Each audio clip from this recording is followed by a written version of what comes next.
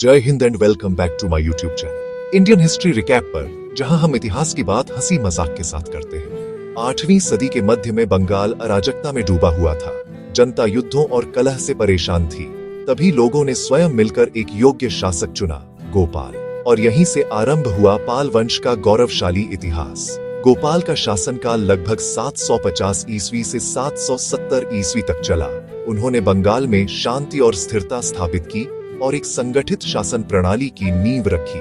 इसके पहले बंगाल में कोई स्थायी सत्ता नहीं थी, पर गोपाल ने अराजकता समाप्त कर राज्य में व्यवस्था लाई। उनके बाद गद्दी पर आए उनके पुत्र धर्मपाल, जिनका शासनकाल 770 ईस्वी से 810 ईस्वी तक चला। धर्मपाल पाल वंश के सबसे शक्तिशाली शासक माने जाते हैं। उन्होंने न केवल बंगाल और बिहार, बल्कि उत्तर भारत तक अपना प्रभाव फैलाया।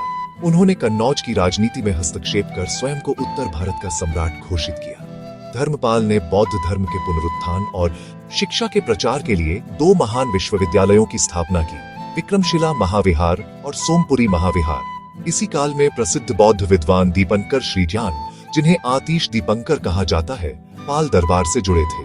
धर्मपाल के बाद शासन संभाला उनके पुत्र देवपाल ने, जिनका शासनकाल 810 ईस्वी से 850 ईस्वी तक रहा। देवपाल के समय पाल साम्राज्य अपनी चरम सीमा पर था। उन्होंने नेपाल, असम और उड़ीसा तक अपना राज्य फैलाया। देवपाल ने नालंदा विश्वविद्यालय को 5 गांव दान में दिए और महान विद्वान वीरदेव को वहां का प्रमुख नियुक्त किया। देवपाल के बाद पाल वंश धीरे धीरे कमजोर होने लगा। महेंद्रपाल और गोपाल द्वितीय के काल में शक्ति घटती चली गई और अंततः बंगाल पर सेन वंश का उदय। कुछ समय बाद भारत के पश्चिमी भाग में मालवा की धरती पर एक और महान शासक का उदय हुआ, राजा भोज, जिनका शासनकाल लगभग 1010 ईस्वी से 325 ईस्वी तक चला। वे परमार वंश के सबसे प्रसिद्ध राजा थे।